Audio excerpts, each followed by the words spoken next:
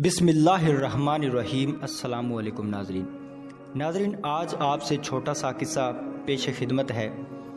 एक आदमी जो कि मक्खी की वजह से जन्नत में गया और दूसरा जहन्नुम में गया। आखिर ऐसी क्या वजह थी कि एक आदमी सिर्फ मक्खी की वजह से जन्नत में चला जाता है और दूसरा जहन्नुम में चला जाता है? यही आज की हमारी वीडियो का मौजू है।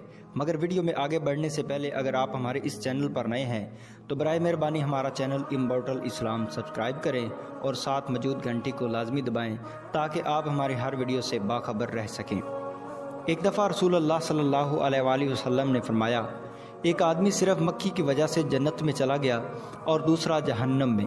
सहाबा ने अर्ज़ किया, या रसूलुल्लाह, वो कैसे? नबी अकरम सल्लल्लाहु अलैहि वसल्लम ने फरमाया, दो आदमी एक कबीला के पास से गुजर रहे थे। उस कबीले का एक बुत था जिस पर चढ़ावा चढ़ाए बगैर कोई आदमी वहाँ से नहीं गुजर सकता था। चुनांचे उनमें से एक शख्स से कहा गया कि उस बुत पर चढ़ावा चढ़ाओ। उसने कहा कि मेरे पास ऐसी कोई चीज़ नहीं। कबीले के लोगों ने कहा, तुम्हें चढ़ावा ज़रूर चढ़ाना होगा, खा एक मक्खी ही पकड़ कर चढ़ा दो। मुसाफिर ने मक्खी पकड़ी और बुत की नज़र कर दी। लोगों ने उसे जाने दिया, चुनांचे वो उस चढ़ावे की वजह से जहन्नुम में चला गया। कबीले के लोगों ने दूसरे आदमी से कहा, तुम भी कोई चीज़ बुत की नज़र करो।